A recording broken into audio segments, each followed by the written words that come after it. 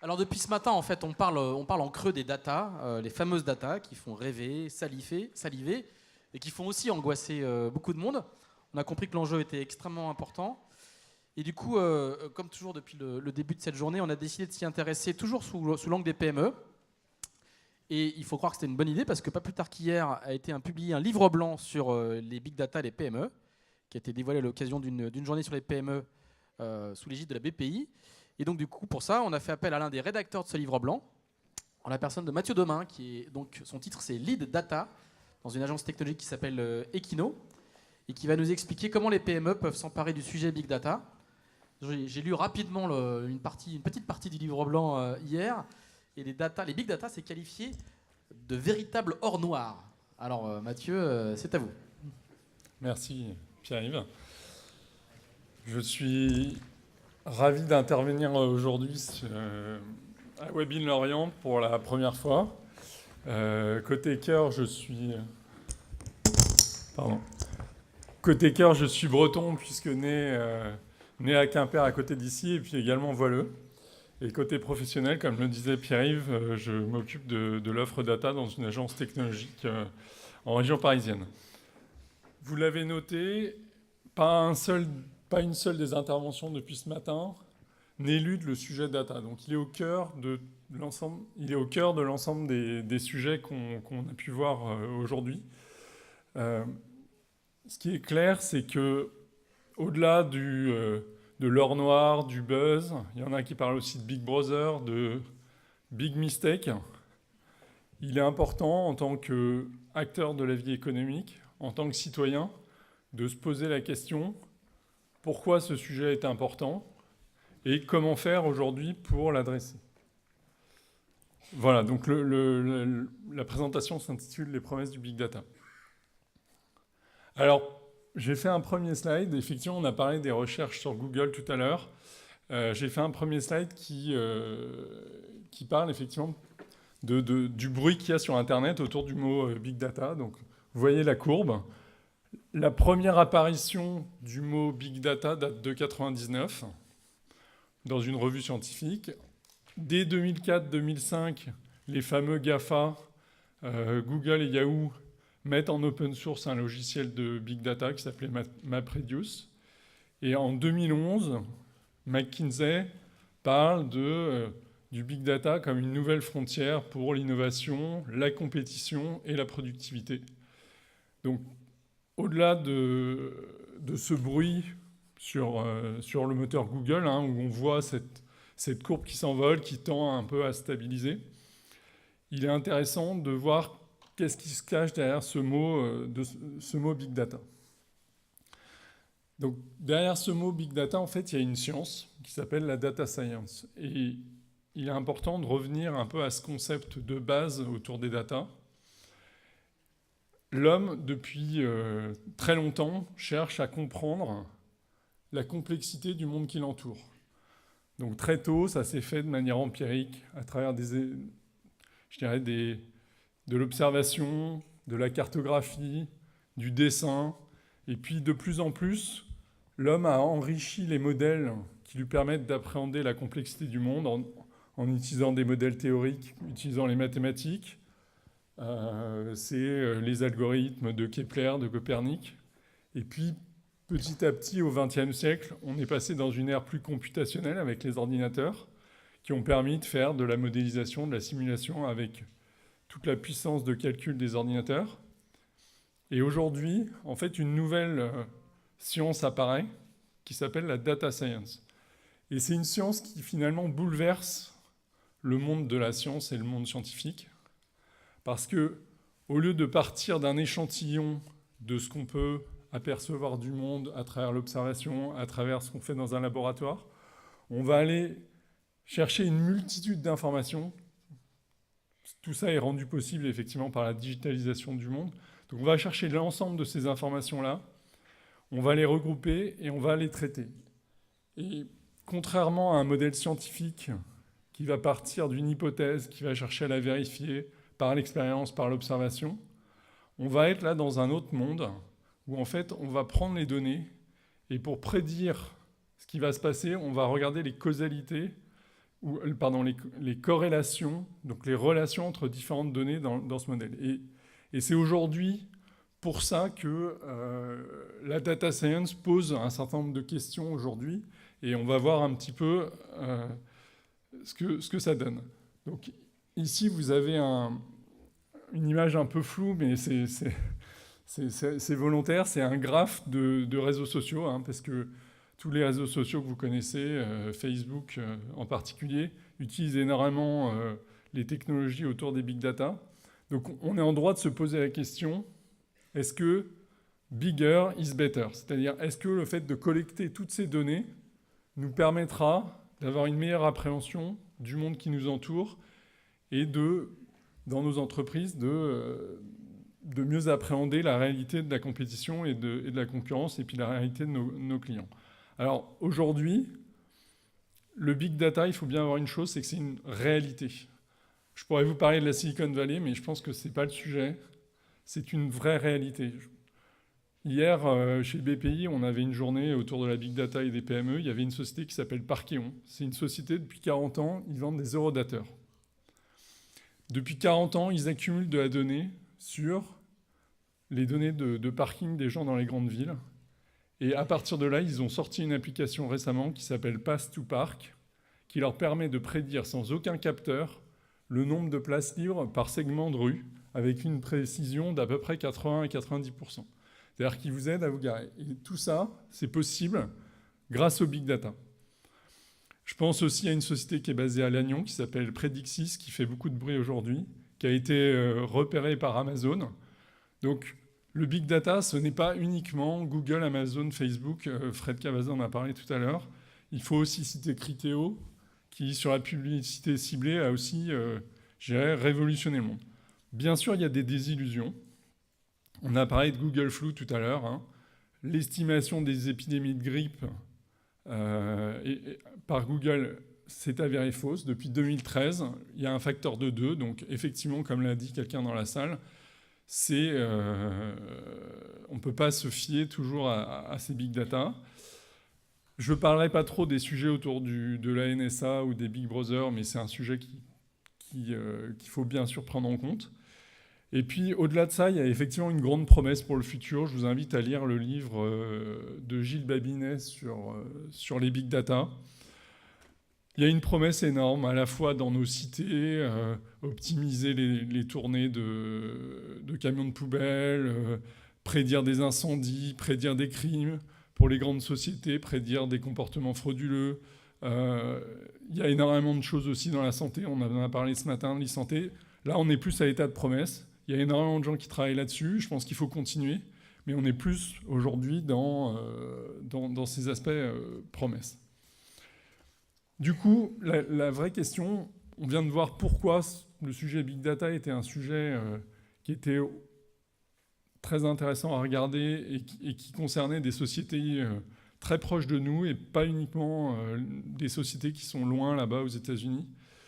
Mais je pense qu'il faut revenir à aujourd'hui, qu'est-ce que ça signifie pour moi? C'est-à-dire, qu'est-ce qu'il faut faire finalement? Et finalement, dans ce plagiat de Dutron et de ces 700 millions de Chinois, finalement, il y a 3 mois, et ces 3 mois sont importants. Le premier, j'en ai parlé un petit peu, c'est le mois citoyen. C'est le mois des usages, c'est tous ces sujets autour de Big Brother. J'en parle pas trop, mais je pense que c'est important d'en prendre conscience. Ensuite, il y a un deuxième mois qui est extrêmement important. C'est le mois qui, pour moi, est au centre de la transformation digitale, qui est le mois de l'user experience. C'est-à-dire qu'aujourd'hui, un service digital, c'est finalement un échange de données. On va accepter de fournir un certain nombre de données sur nous à ce service digital. Et en retour, on va récupérer une donnée qui va nous rendre service, qui va nous aider, qui va nous permettre de déterminer le meilleur chemin, qui va nous permettre d'avoir une information de qualité. Et aujourd'hui, je pense qu'il faut considérer la data et le big data comme étant vraiment indispensables et au cœur de cette transformation digitale. Et puis ensuite, le dernier mois, c'est celui de l'acteur économique que vous êtes sans doute. tant que chef d'entreprise ou participant à la vie économique de vos sociétés. Aujourd'hui, quelle est la création de valeur qui est associée à ces sujets de big data? Aujourd'hui, une étude de McKinsey montre que le potentiel d'une bonne utilisation des données personnelles, ça pèse 600 milliards de dollars et qu'aujourd'hui, il y a seulement un quart de cette valeur qui est captée. Donc il est extrêmement important de se positionner et d'y aller. Comme disait Fred Cavazza, il ne faut pas se dire bon, j'écoute et puis je verrai ce que je fais bientôt, plus tard. Il faut y aller tout de suite. Donc je vais vous faire 4 recommandations pour essayer de vous donner des pistes pour avancer sur le sujet. Donc le premier sujet est assez bateau, mais j'ai un ami qui était directeur qualité chez Ilrom, là, à Vannes, à côté, qui me disait toujours « Speak with data, show me your data ». Et aujourd'hui, la baisse des coûts de traitement de l'information, du stockage, du processing, nous oblige à nous poser la question « Qu'est-ce que je fais de la data ?» Et est-ce qu'aujourd'hui, dans l'entreprise, les data ont leur place dans les processus de décision? Ça ne doit pas être le seul critère de décision, mais c'est un sujet qui me paraît éminemment important. Donc là, je vous présente une pyramide de Maslow de la data, qui est un moyen, parmi d'autres, pour vous interroger sur la qualité du traitement de la data que vous avez dans votre société. Donc, on voit les aspects collecte, qui sont des sujets effectivement importants. Hein. Si on n'a pas de data, on ne fait pas grand-chose. Ensuite, les notions d'accès. Est-ce que je sécurise l'accès à ces données? Est-ce qu'au contraire, je les mets en open data, comme le font les villes? Ensuite, le niveau alerte, c'est de se dire, est-ce qu'aujourd'hui, j'ai des datas qui m'aident à piloter mon entreprise en temps réel? Est-ce que dans des processus de décision courts, la data va être utilisée? Ensuite, la notion de rapport, c'est effectivement, est-ce que je consulte des datas avant de prendre une décision? Et surtout, le niveau analyse, qui est un niveau qui peut paraître évident, mais qui tombe pas sous... Enfin, qui n'est pas forcément si évident que ça pour beaucoup de PME ou de TI. Puisqu'il y a effectivement plusieurs niveaux d'analyse, et on peut en citer plusieurs, mais on peut aller de la simple appréhension de la réalité, d'un aspect purement descriptif, jusqu'à un aspect prédictif, voire prescriptif. C'est-à-dire qu'on va, dans la relation qu'on a avec l'internaute au travers d'une application digitale, finalement l'aider, diminuer les frictions, c'est-à-dire lui faire des recommandations, essayer d'automatiser certaines choses. Donc ça, c'est un point qui est extrêmement important, de voir quelle est notre maturité au niveau de la data. J'ai remis ici un extrait du livre blanc qu'on a sorti, que je vous invite à lire. Il est important de considérer la data comme étant un sujet beaucoup plus large que le big data. C'est-à-dire qu'ici, on a situé un certain nombre de modèles numériques qui peuvent être utilisés. Il y en a certains qui font appel à très peu de data, d'autres à beaucoup de data.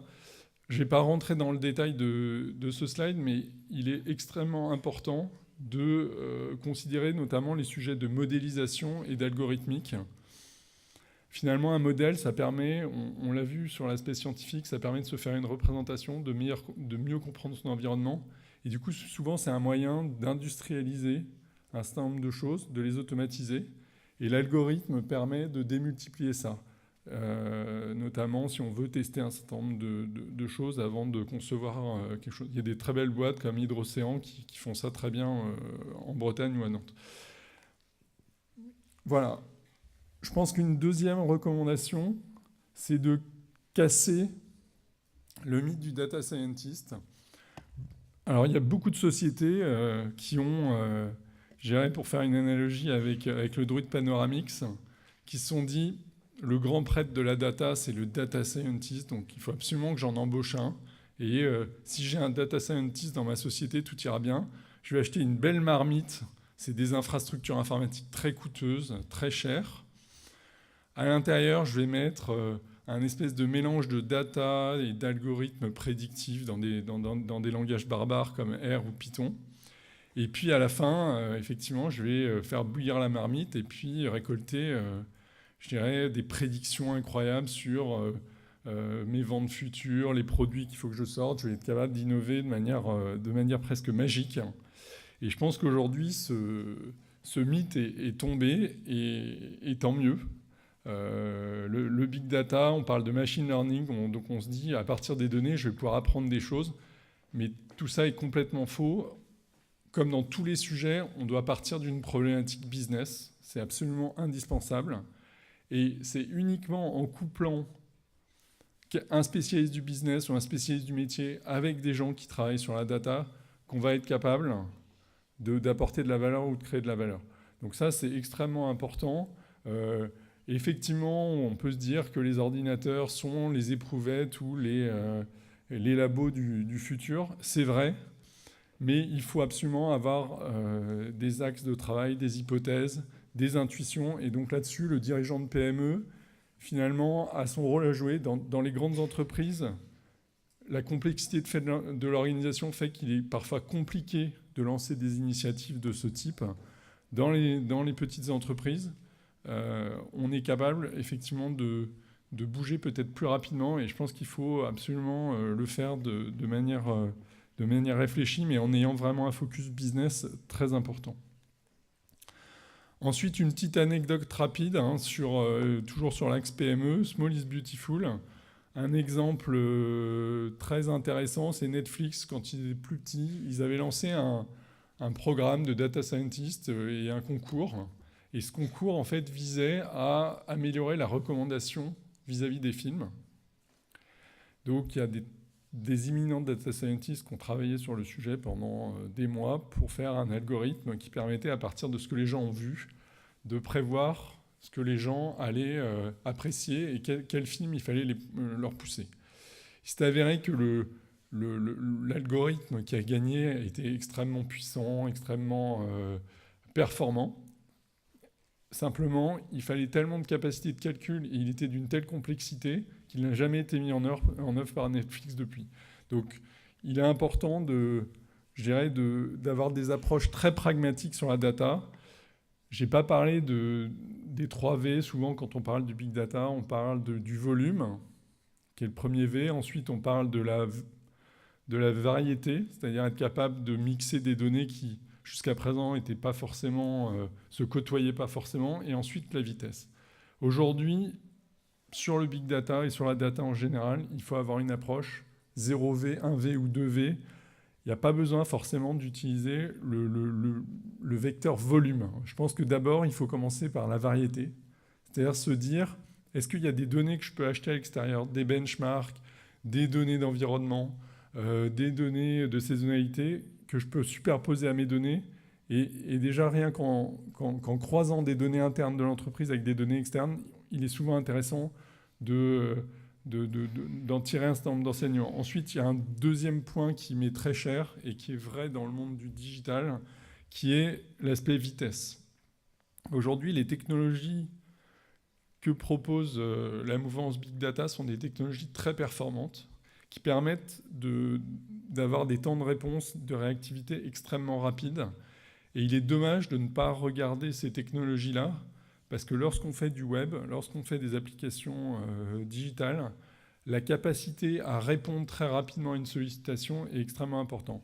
Si demain, je fournis des tablettes à mes commerciaux pour faire des cotations en face de leurs clients, pour essayer d'emporter un marché et de signer rapidement une commande, si l'outil n'est pas capable de faire la cotation dans un délai raisonnable et d'explorer les possibilités dans le catalogue de l'entreprise, je dirais que j'ai perdu mon temps. Donc ce point-là, il est extrêmement important aussi dans les approches data, c'est d'utiliser éventuellement que certaines briques de ces technologies. Ensuite, le dernier point, il me semble extrêmement important, et ce sera mon dernier point, c'est qu'il faut essayer. Il faut s'y mettre. Aujourd'hui, je pense que vous l'avez tous compris, le monde du digital bouge très très rapidement. On parle des doers, donc il faut s'y mettre. Alors comment ? On a la chance aujourd'hui d'avoir accès à énormément de modules en ligne, de connaissances qu'on appelle les MOOC. Il y en a des très bien en français, d'autres plus anglo-saxons, d'autres spécialisés sur la data comme DataCamp. Je pense qu'il faut aussi énormément lire, se renseigner. Donc, je vous invite par exemple à lire le livre de Gilles Babinet qui est sur les aspects sociétaux et donne beaucoup d'éclairage sur le big data, mais des livres aussi ou des publications plus spécialisées. Ensuite, j'ai volontairement pas trop parlé de Google, Facebook et Amazon, mais ces gens-là sont passés avant vous et effectivement traitent de volumes de données extrêmement importants et aujourd'hui mettent à disposition des infrastructures ou des logiciels open source qui sont extrêmement puissants. Et je pense qu'il faut aujourd'hui les utiliser. Parfois pour faire des data labs, c'est-à-dire faire des expérimentations. Après, sur les phases d'industrialisation, il y a des questions de sécurité, etc. Il faut se poser les bonnes questions. Mais aujourd'hui, des technologies comme Neo4j, qui sont des technologies de graphes qui permettent de faire énormément de choses sur des problématiques de réseau, de topologie, des moteurs de recherche comme Elastic ou des suites comme Amazon, permettent au moins de faire des expérimentations et des tests. Donc, je vous invite à regarder aussi de ce côté-là. Puis c'est un moyen aussi de voir à quelle vitesse toutes ces technologies évoluent. Ensuite, j'ai voulu citer quelques exemples. J'ai commencé en introduction à en parler, mais vous avez aujourd'hui un certain nombre de sociétés pour qui le big data est une réalité au quotidien. Donc, j'en ai cité. Il y a Affinithems qui avait été primé il y a 2 ans ici à Web in Lorient, qui fait des recommandations personnalisées et c'est basé sur des algorithmes et des méthodologies big data.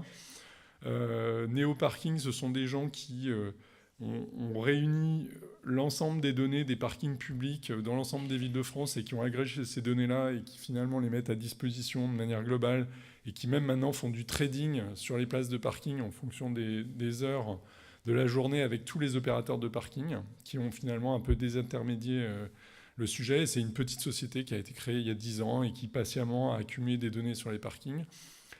Les sociétés Ceradar et Mixdata sont intéressantes parce qu'elles vous aident dans votre business au quotidien. En fait, ce sont des sociétés qui agrègent des données qui sont utiles en B2B. C'est-à-dire que si vous cherchez à prospecter une société, si vous cherchez à avoir des informations sur eux, elles vont regrouper des données qui sont disponibles à la fois sur les réseaux sociaux, sur, je dirais, sur tous les aspects administratifs type société.com, mais simplement elles vont vous agréger tout ça, vous regardez effectivement le compte Twitter, le compte Facebook, crawler le site de la boîte pour avoir un digest de tout ce qui se passe dans cette société, pour préparer un rendez-vous ou pour démarcher quelqu'un, c'est extrêmement utile.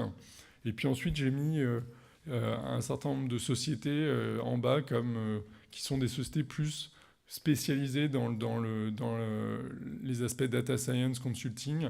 J'ai oublié DataIQ aussi, qui est une société française. Et puis, bon, il est intéressant aussi de regarder des partenariats avec les écoles, parce que je pense qu'il y a aujourd'hui des très belles formations sur les sujets data. Pour conclure, je pense que, vous l'avez compris, le sujet est extrêmement clé. Il bouleverse la manière dont on appréhende le monde avec son infinie complexité. Aujourd'hui, je pense qu'il faut pas non plus être omnibilé par le sujet et rester, je dirais, des poètes, des navigateurs ou des jardiniers, comme disait Saint-Exupéry. Donc, continuer à s'extasier sur la beauté du monde et faire en sorte que l'homme reste au centre de ce dispositif. Mais je pense qu'il faut conclure surtout en disant « Yes, you can ». Comme Frédéric, je pense qu'il faut s'y mettre et tout de suite, et vous pouvez en tirer d'énormes bénéfices. Je vous remercie. Merci Mathieu. Est-ce qu'il y a des questions dans la salle?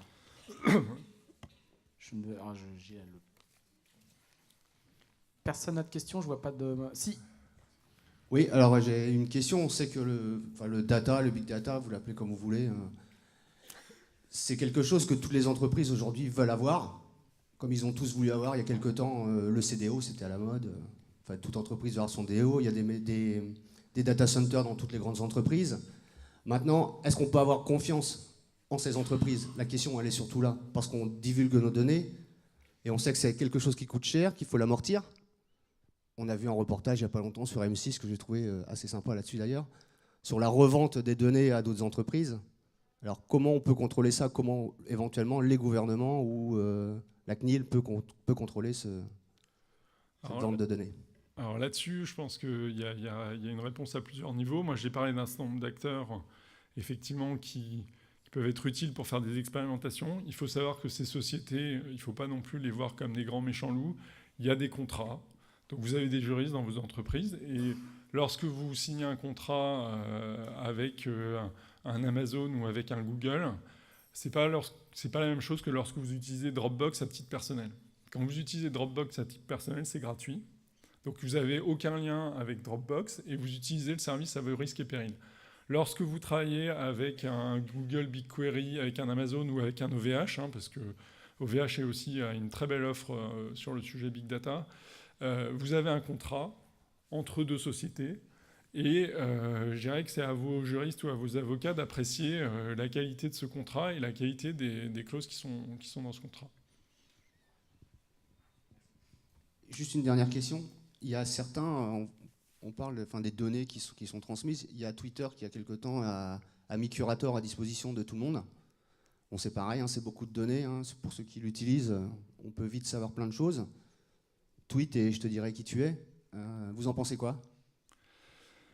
Je pense qu'aujourd'hui, les réseaux sociaux ont pris une telle importance dans nos vies quotidiennes qu'on ne peut absolument pas ignorer ces sujets-là, dans la mesure où on s'est accumulé beaucoup de données statiques sur les gens, des données déclaratives, des données sur quelle est votre tranche d'âge, votre tranche de revenu, etc. Mais aujourd'hui, pour faire du marketing ou pour faire du digital, il est extrêmement important de savoir dans quel moment ou quel est le moment de vie sur lequel on se situe. Et aujourd'hui, les réseaux sociaux apportent cette dimension dynamique à des données.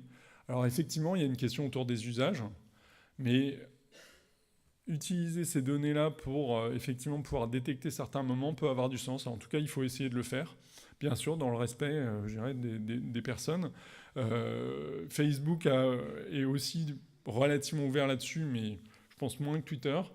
Après, il faut, comme dans tout sujet, Twitter, c'est aussi pas une population représentative. On a parlé de la notion de big data, mais il faut faire attention. Les approches statistiques qu'on avait avant, on travaillait beaucoup sur les échantillons et on faisait en sorte de les calibrer. Aujourd'hui, se plonger dans le big data, il faut faire attention. C'est pas parce qu'on a plus de données, bigger is better, point d'interrogation. C'est pas parce qu'on a plus de données qu'elles sont représentatives, qu'elles sont utiles. Et là-dessus, effectivement, j'ai mentionné un certain nombre de risques là-dessus.